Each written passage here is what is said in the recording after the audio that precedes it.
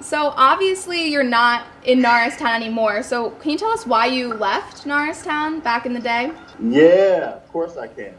Um, so I'm in Norristown, and I'm realizing that I had my daughter when I was in Norristown, and I realized that if I was to stay in Norristown and work at CVS or work at Apple, that wouldn't be enough for me to provide for a child. This is not a stab at anyone Yeah.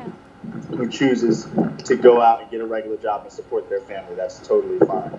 But as John Doyle will probably tell you, I was such a dreamer. I was such a dreamer growing up, and I was such a dreamer when I was in his classroom. I would take every philosopher from Plato to Nietzsche to Descartes to all of these guys. And I would take bits and pieces of every Kierkegaard, one of my favorites. I would take bits and pieces of every one of their philosophies and apply it to my life and try to come up with my own idea and my own path. And what I came up with was being a man and having duty. That's such a powerful thing. It's such a powerful word. It's a small word. It's a 4-letter word, but it's so powerful. I felt like it was my duty to leave and to become what I'm on the road to becoming right now. I mean, who would have thought that, I'd have a daughter in Norristown and then I'd leave for a certain amount of time, struggle. I mean, when I left Norristown and I was homeless in Atlanta. I left Norristown and I moved to Atlanta. I was homeless in Atlanta. I was sleeping on people's floors and couches. A few people, my cousin Walt, well, not my real cousin, but a friend of mine, Walt, cousin Tanya.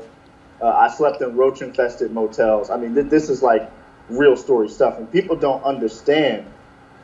People don't really get how much I've sacrificed. Now I'm going back to when I talked to you guys about sacrifice, and my apologies if it feels like I'm getting super, super serious.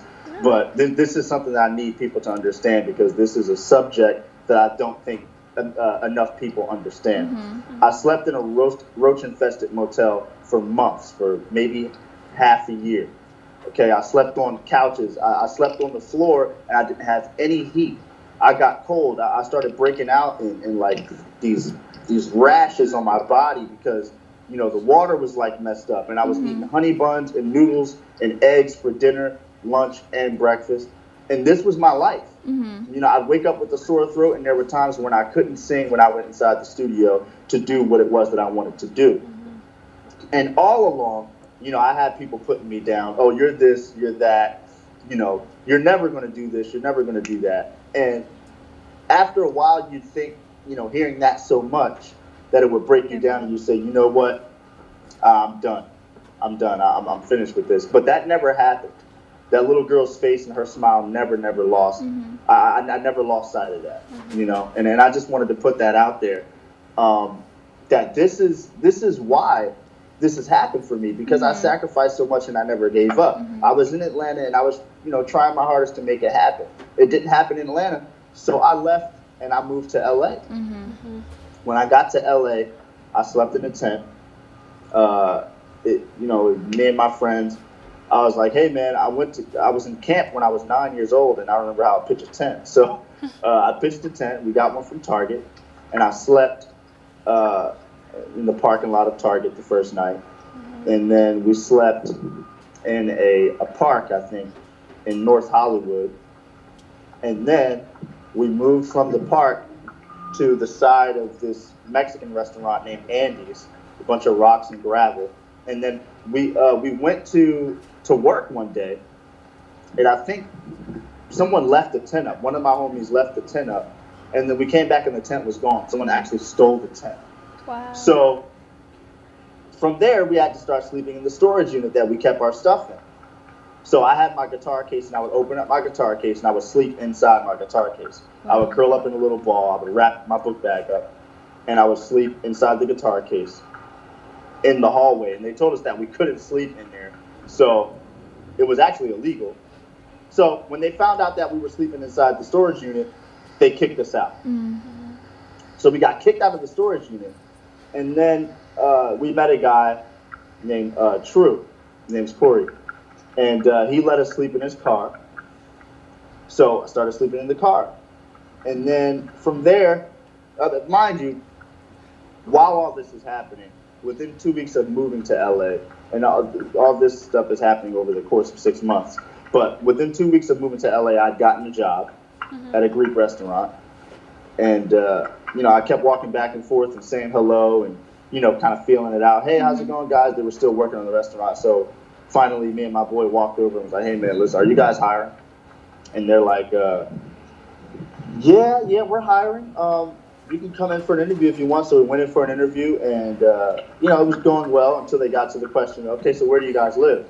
And I'm like, all right, well, we live around the corner, like, we live in North Hollywood. He's like, oh, well, where do you live? I'm like, well, it's in North Hollywood. Yeah, but do you have an address? I'm like, listen, man, I live in a tent. I'm just trying to make it happen. And he's like, wow, okay. So he says, okay, I'll give you guys a call. So I'm like, okay, this guy's definitely not going to call me. I need to go start applying for a job at CVS.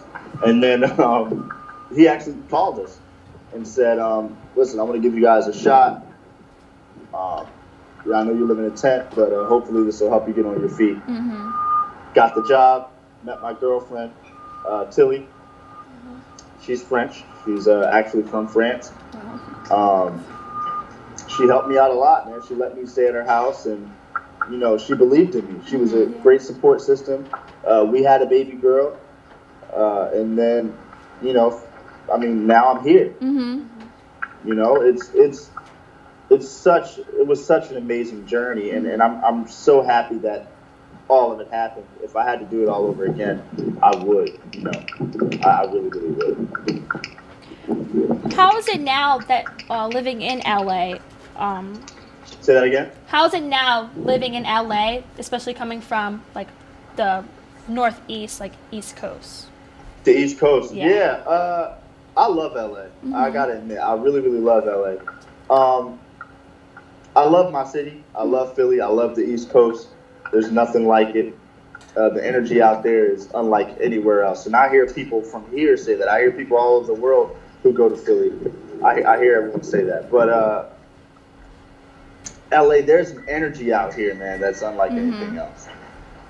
There's an energy in LA. Have you guys ever heard of the saying 6 degrees of separation? No. Yeah, you probably haven't. I didn't realize I was that old. Oh, no. No, well, it's actually, so basically what that means is kind of like every 6 people, like someone's connected to someone else. Yeah, so you guys ever seen that film Crash before? Yeah. Maybe not. Yeah. Yeah. It's kind of like that. But they like to say out here in LA, it's actually split in half, and it's 3 degrees. So for every 3 people, there's like a connection. If someone knows someone, or you guys know a mutual friend, and it is so powerful out here. I just feel like everyone out here, they're focused on success. Everyone is focused on that success, and it could be because of the weather. It could be because they say the people out here are beautiful. But I honestly think that it's the energy that Hollywood is out here. A lot of industries are out here. There's so much going on, and it's a beautiful city, and it is the place where a lot of dreams come true. Yeah. A lot of people, I think,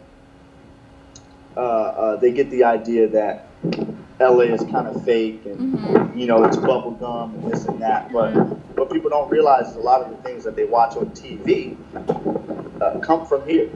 And even Atlanta. So, do I love it out here? I absolutely love it. It's amazing. The weather is great.